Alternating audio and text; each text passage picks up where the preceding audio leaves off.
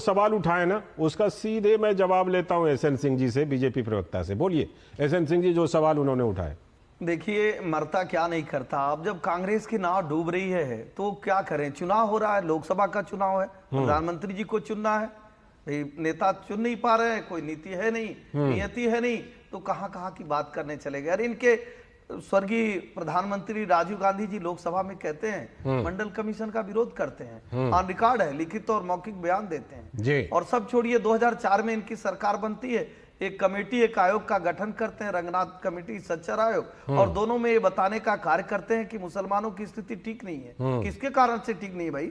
आपकी सरकार 50-60 साल थी, आप क्यों नहीं उसके लिए कार्य किए? क्योंकि तुष्टिकरण का कार्य करना है। और मैं तो कह रहा हूं, एक संवैधानिक व्यवस्था में कई धर्म के आधार पर मुसलमानों को देने की छूट ही नहीं है, तो आप धर्म के आधार पर तेलंगाना, आंध्र प्रदेश और तमिलनाडु में देने का कार्य कैसे कर दिए? कर्नाटक में देने का कार्य कैसे कर दिए? क्योंकि आपको तुष्टिकरण का कार्य करना है। चौथी बात मैं कहूंगा, भारतीय जनता पार्टी के सभी नेताओं से बड़े आदरणीय प्रधानमंत्री जी, जो हमारे देश के प्रधानमंत्री, हमारे गृह मंत्री जी और सभी लोग कहते हैं कि भारतीय जनता पार्टी हमेशा से संविधान का अनुपालन करती है, संविधान को मानने का कार्य करती है। चूंकि ये लोग राम के नाम पर तो चुनाव लड़ नहीं सकते हैं, विकास के नाम पर चुनाव लड़ नहीं सकते हैं, तो बरगलाने के नाम पे चुनाव लड़ेंगे। अरे भाई, जिस पार्टी का जन्म ही अंग्रेजों ने बांटो और राज करो के नाते किया, वो और करेंगे क्या करें? ठीक है, आप इनसे एक छोटा सा सवाल पूछिए, इनसे एक छोटा सा आप सवाल पूछिए, पूछ लीजिए। आप बताइए, ओबीसी, इनका